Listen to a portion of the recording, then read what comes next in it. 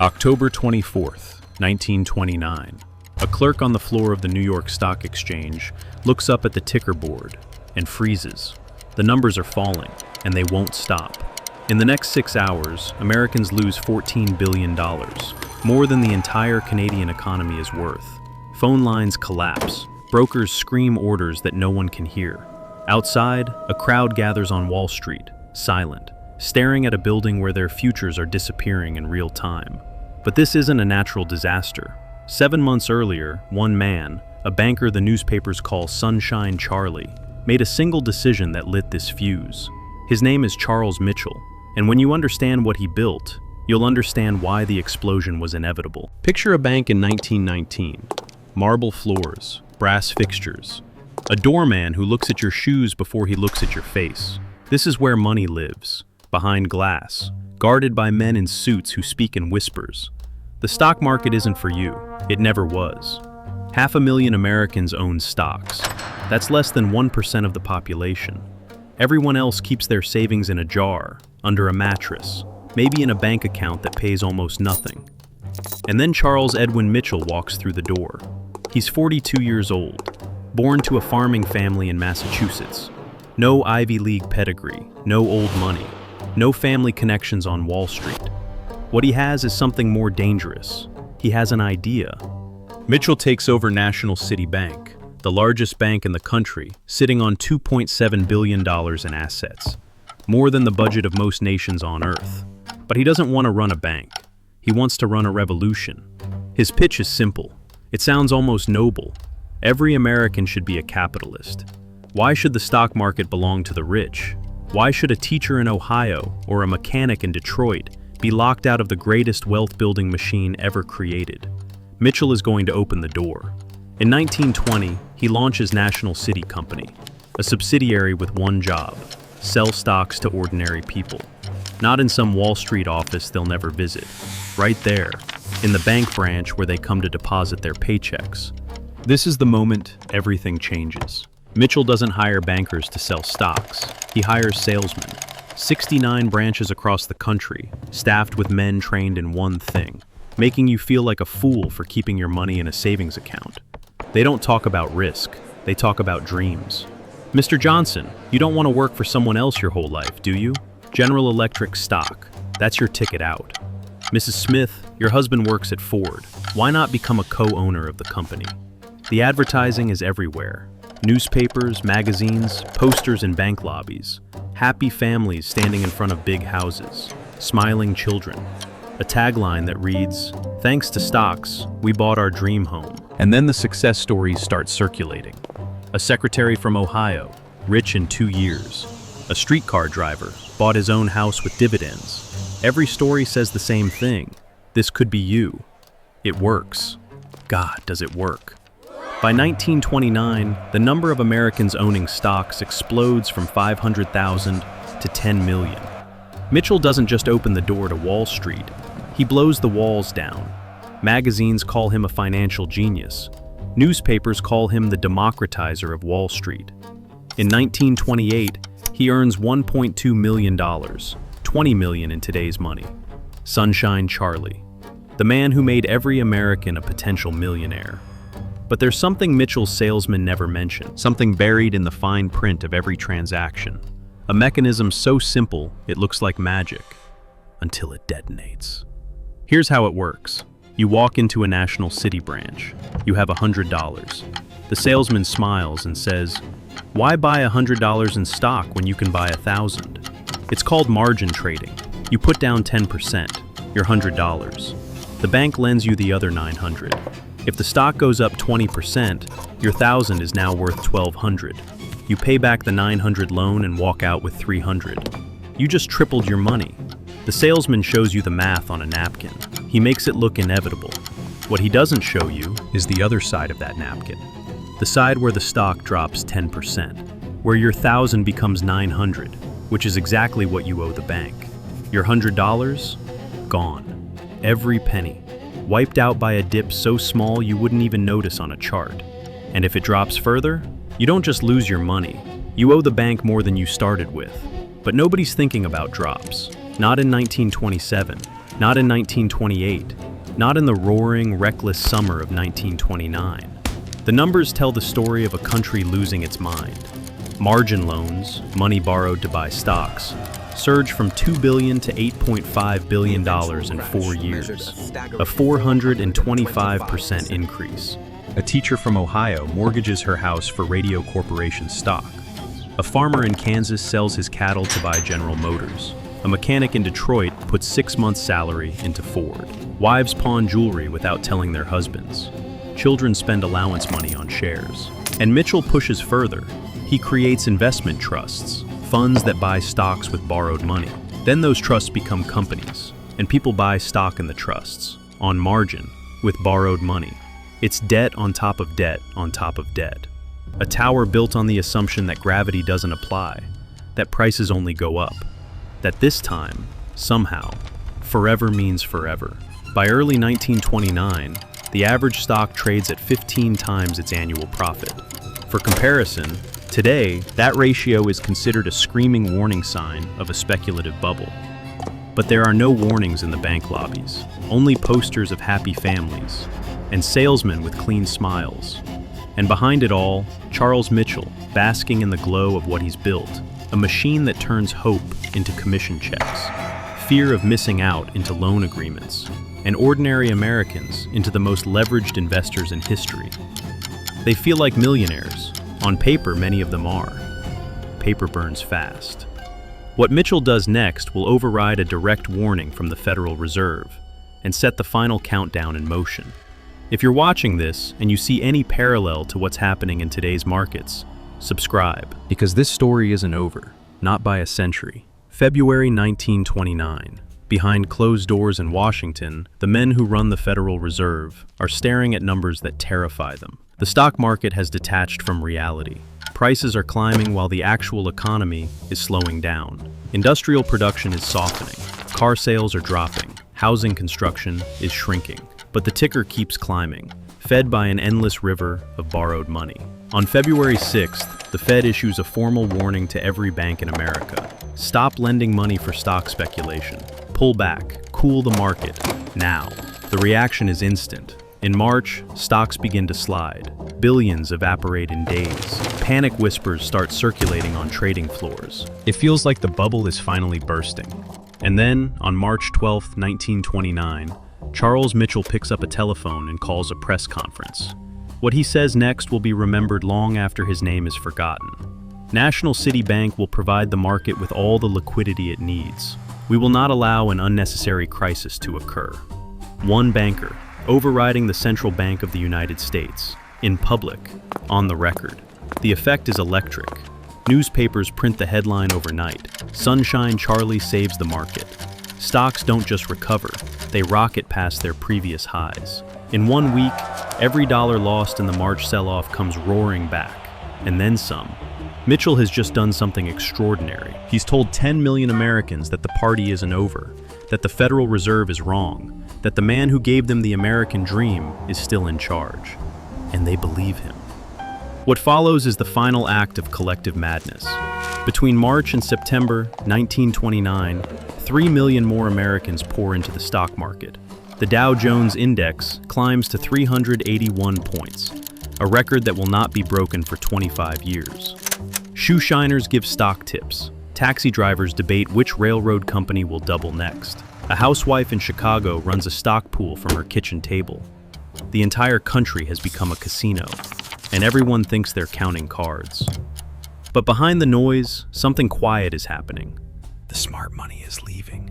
Large institutional investors, pension funds, insurance companies, the private banks that manage old wealth, begin selling their positions. Not all at once, slowly, carefully, in small blocks that won't attract attention. Joseph Kennedy, father of the future president, later tells a story. He says a shoeshine boy started giving him stock tips. When the shoeshine boy is in the market, Kennedy recalls, it's time to get out. It's a good story. Here's what Kennedy doesn't say. He has friends inside the banking system, friends who know the Bank of England is about to raise interest rates, friends who know the Federal Reserve will have to follow, friends who know that when rates go up, margin loans get more expensive. And when margin loans get more expensive, the whole architecture Mitchell built will come down like a condemned building. The insiders aren't just selling because they're nervous. They're selling because they know what's coming. October 24th, 1929, Thursday morning. New York wakes to the same autumn light as any other day. Traders walk through the same doors. The opening bell rings at the same time. But by 10 o'clock, the largest investment funds in America begin selling. Not small positions, massive blocks, hundreds of thousands of shares hitting the market simultaneously. The ticker starts falling behind. Prices that took months to build collapse in minutes. By noon, the word panic is no longer a metaphor. Brokers are screaming into telephones that can't connect. Orders pile up unprocessed. The trading floor sounds like a disaster zone.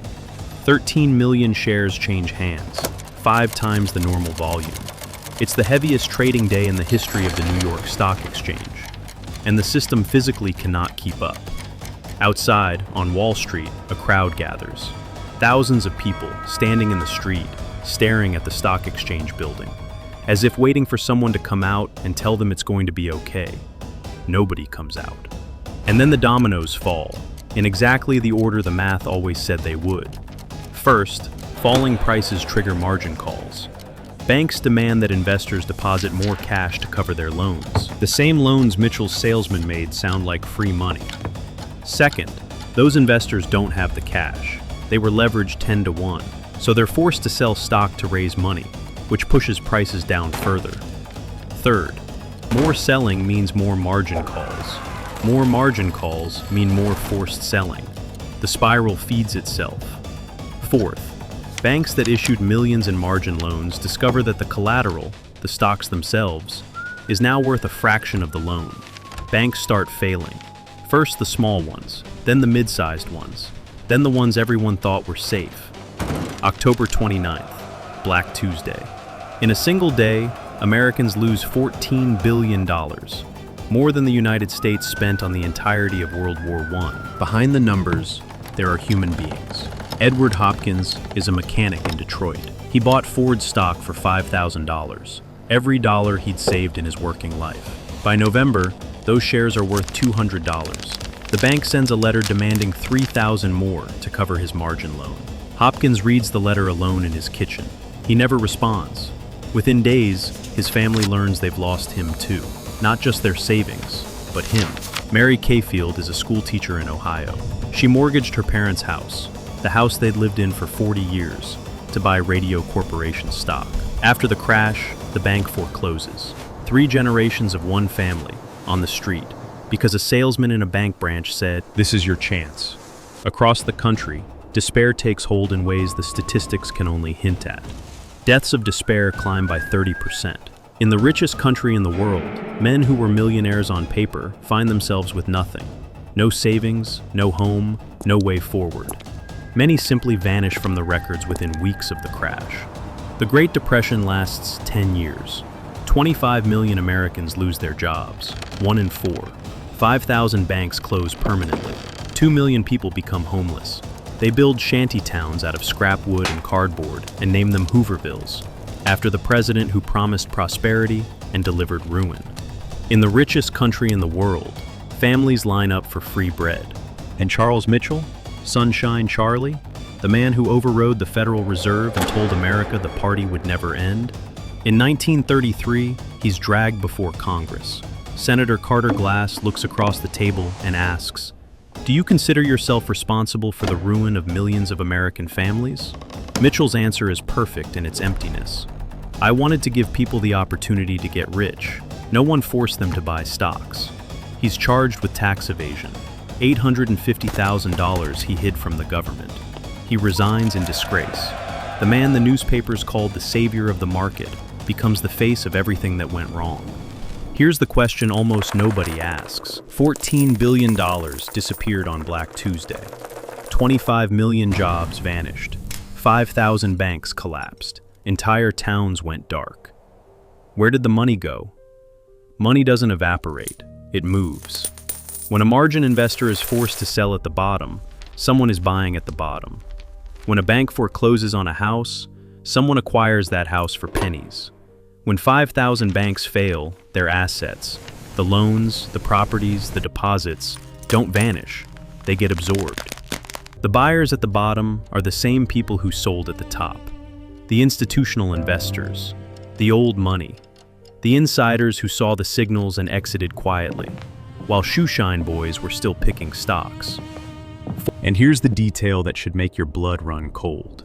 National City Bank, Mitchell's Bank, the institution at the center of the catastrophe, doesn't just survive the depression, it thrives. After Mitchell's resignation, the new management shuts down the risky operations, takes government bailout money under the too big to fail doctrine, and begins buying up the corpses of its dead competitors for cents on the dollar. By 1935, National City controls a larger share of the American banking market than it did before the crash. The bank that lit the fire gets bigger from the ashes. Mitchell himself fades into obscurity. He moves to Europe, works as a consultant for small banks, returns to America in the 1940s, starts a modest investment firm. Nobody calls him Sunshine Charlie anymore. He passes away in 1955, 78 years old, having never once acknowledged responsibility for what happened. The system, at least, changes. Congress passes the Glass-Steagall Act in 1933, building a wall between commercial banks and investment banks. The SEC is created, deposit insurance is established, margin requirements are tightened. And then Roosevelt does something even more radical. In April 1933, he signs an executive order making it illegal for private citizens to own gold. Every American is forced to surrender their gold coins and bars to the government at a fixed price. 3,600 tons of gold, more than Russia and China's current reserves combined, handed over at $20 an ounce. 1 year later, the government revalues gold to $35 an ounce. Read that again. The government bought your gold for $20, then told the world it was worth $35. The profit went to the Treasury. The loss went to every American who surrendered their savings. The system was reformed. The question is, for whom? Now, fast forward, it's today, right now. 50 million Americans trade stocks through their phones. Apps with confetti animations celebrate every purchase. 0 commissions. Everyone's an investor, the ads say. The same sentence Mitchell used in 1928, word for word. The volume of margin loans in U.S. markets has reached $900 billion. That's not a typo. $900 billion in borrowed money, betting that prices go up. A new generation pours savings into cryptocurrency and meme stocks, financing positions with margin accounts and credit cards. The math is the same math Mitchell's salesman scribbled on napkins in 1927. 10% down, borrow the rest, watch it grow. The stories are the same too. A 23-year-old turns 2,000 into 200,000 on a leveraged options trade. A Reddit thread calls it generational wealth. Nobody mentions the 10,000 others who lost everything on the same bet that week. The Glass-Steagall Act, repealed in 1999. Commercial banks and investment banks merged again.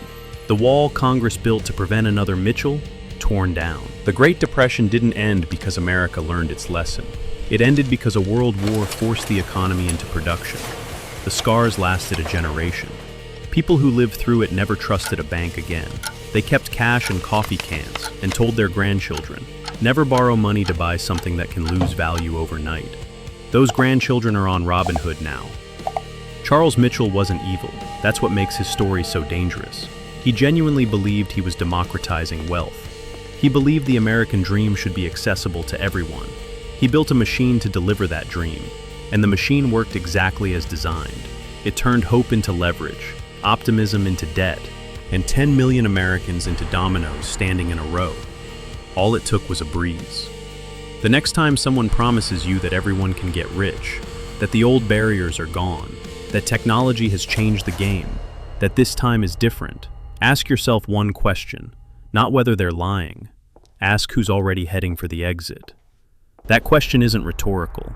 The patterns in this story are playing out right now, in real time, with bigger numbers and faster technology.